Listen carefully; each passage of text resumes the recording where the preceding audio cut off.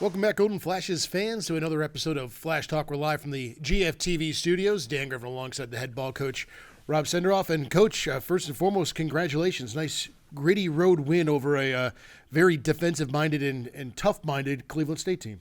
Yeah, good win for us for sure. Like you mentioned, tough, hard-fought game. I think we needed to win a game like that, where last 4 minutes to go it could go either way.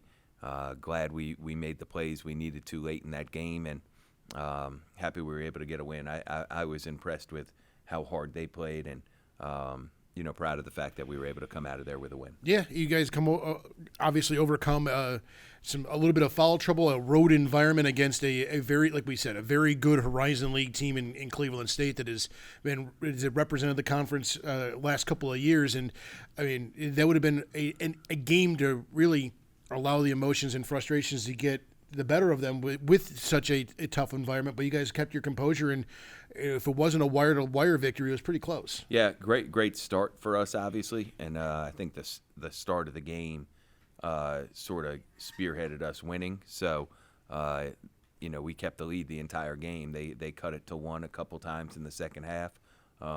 We went 1-3-1 for a couple possessions. First time in a long time that we've done that, but made enough plays and on both ends of the floor. Offensive rebound by Malik, and one Sin had a huge coast-to-coast layup. Jalen hit a couple big jumpers when it was tight, and just overall finding a way to get these wins are important. Yeah, I thought like you said, the offense, especially with passing him a good shot for a great shot. Loved the way that you guys were cutting and getting some shots down underneath the basket. Yeah, early especially. I thought we really passed the ball well in the first half. Late in the game, we had a couple assists to Claron that he finished on top of the basket. Just again, a good win for us on the road, and needed to sort of get back on the right track, and glad we did. Well, we obviously have a little bit of a hiatus for finals week here this week as the guys taking care of some classwork, but a good final home finale of the 2022 calendar year with a good Concord team coming in, a D2 team out of West Virginia, a team I believe we've played a couple of times in the past, but certainly a formidable opponent coming into the MAC on Sunday. Yeah, this is their best team that we've played. I know their coach for a long time, so when we play, these non-Division I games, I try to give them an opportunity because I know it's a big deal for their program and their fans and their team. So this year, TJ's got a really good team. They're 7-3. They've beaten, a couple ranked teams, Division II. So it's going to be a test for us coming out of finals. We've got a lot of guys that are sort of banged up and sick. The flu bug is going around, and we've done a lot of traveling. So we need to come out with a great mindset on Sunday, find a way to get that last home win and home game prior to conference play under our belt, and then we'll leave Monday to go down to Texas. We play 2 games down there before Christmas, and then that wraps up the non-conference portion of the schedule. So this one on Sunday is going to be, it's going to be an important game for us. We had a good practice today, which was great to see. We've been, on and off because of finals week, but we'll practice today, tomorrow, Saturday, in preparation for the game Sunday afternoon. It's a 5:00 tip here at the MAC, and we want to invite everybody to come on down, bring your holiday sweaters, bring a teddy bear. We'll be doing a teddy bear toss, and all those teddy bears will go to the Kent Fire Department. We'll obviously disperse those to some local charities. I saw Malik and Sin in the holiday spirit a little bit earlier today. I saw a awesome photo coming out of practice. Yeah, we did. Aaliyah, our sports information director, she's done a great job with the social media for our guys. And I know there was a video that was posted about everyone's favorite, I think it is, holiday movie. And then a couple guys took some photos with the ugly sweaters. So hopefully we'll have a bunch of people that are in town here this weekend, if it's students or folks that are visiting for the holidays coming back home. Hopefully we could get a great crowd Sunday and try to find a way to get this 8th win for us this year. That'd be huge. Like you said, it's a 5 o'clock tip. We even have a wrestling match going on at 1 over the field house. If you go to the wrestling match, you get into the basketball game for free. All you have to do is show your wrestling ticket, and you get a 2 for the price of 1 type of special. So want to see us pack in the MAC, like you said, for the final time for the guys here in the 2022 season. And then we head back down to the Sun Bowl tournament. I believe you guys played in that in 19, because I remember both the football team and the men's basketball team being in Texas randomly at the same time, but 4 really, really good teams taking a part in a classic tournament. Yeah, I really like that tournament. This is our 3rd time going since I've been the coach here. I think they run a first-class event down there. It's in conjunction with the bowl game, the Sun Bowl football game. They also have a basketball tournament, so we'll open up with New Mexico State, who's, a perennial NCAA tournament team. I watched them on film today. It's probably, they're probably as talented as any team we've faced all year. And that's saying a lot, because we faced, the number 2 or 3 team in the country, and Gonzaga, who's a top 15 team in the country. So they're a really, really talented team, New Mexico State. I have not watched the other side of the bracket, but UTEP is always very good, 20-win team last year, and UNC-A&T is the 4th team there.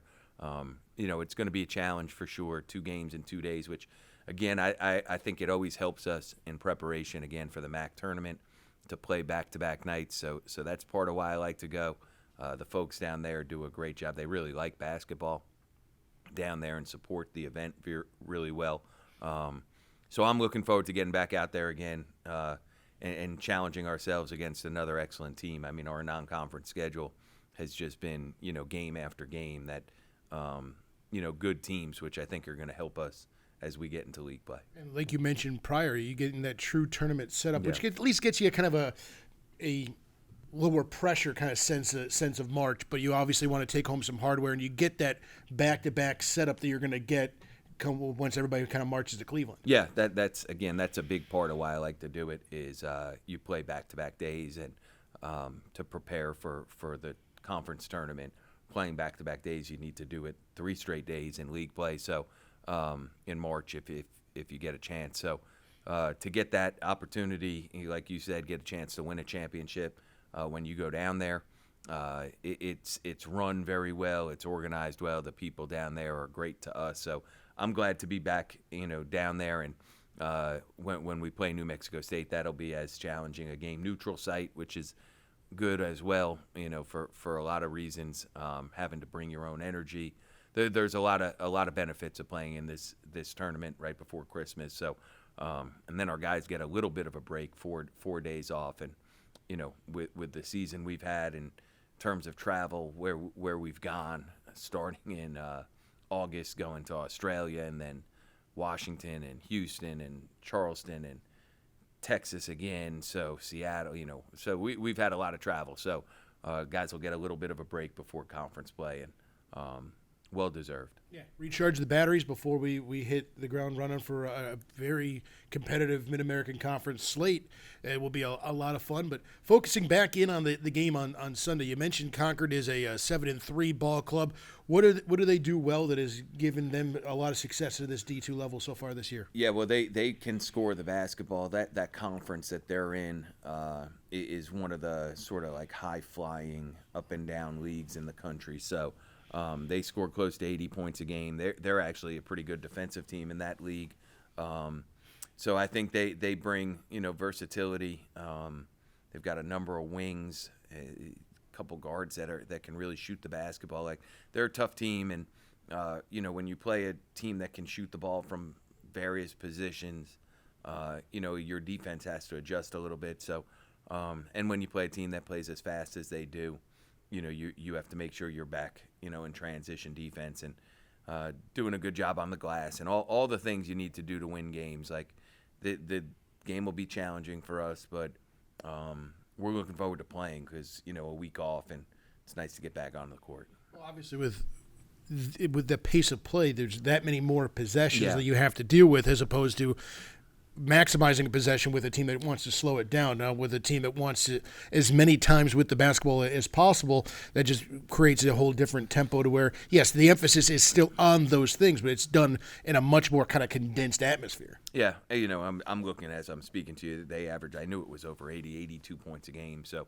it's a good offensive team. And again, in their league, there's teams that average close to 90. So for them, they have a good defensive team as well in their conference. So it's a challenging game for us. And quite honestly, they're a little bit better than I would have liked them to be, if I'm going to be truthful about it. So, coming out of finals, there's a lot of challenges for us in this game because we've traveled a bunch coming out of finals. The practices are a little choppy because of that, and just trying to make sure we finish off, the home slate of our non-conference. We've had a great, non-conference, season so far. Just trying to make sure we finish up the right way at home, in front of our fans. We've played very well so far at home. So played with a lot of energy, and the fans have been great. So hopefully we can continue with that on Sunday.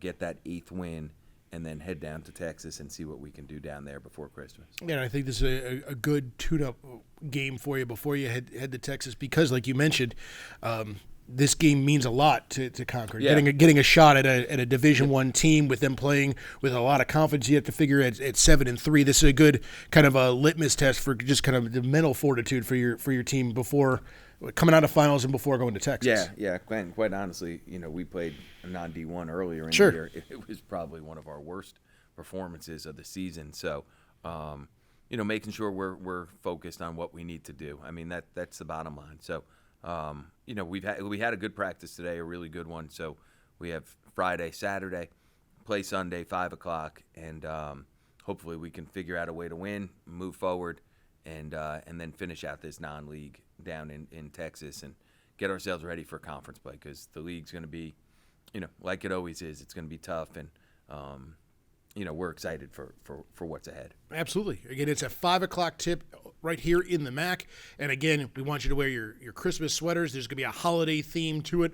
We're going to do a charitable teddy bear toss for you guys to have a chance to give back through the Kent Fire Department and win some fantastic prizes while doing so. It's going to be a lot of fun. And like you said, it's a great way to kind of close out this 2022 home basketball slate with hopefully a big-time victory. It'll be nice. Sounds like a plan to me, Dan. That sounds like a plan. Now, Coach, were you selected for giving your thoughts on your favorite holiday movie, or was this a team-wide, just players only? It was players only, but my favorite holiday movie is Christmas Vacation. That's the right answer. Yeah, there's only one right answer, so I got the right answer. Christmas Vacation. Well, there we go. If you haven't seen it, you should. It's not going to be hard to find this holiday season. Coach, like we said, best of luck on Sunday, and obviously over the trip to Texas. Safe travels, and if we don't talk to you before MAC season, obviously happy holidays to you and your family. Appreciate it. You too. This has been Flash Talk, brought to you by Bryant Heating and Cooling, live from the GFTV studios.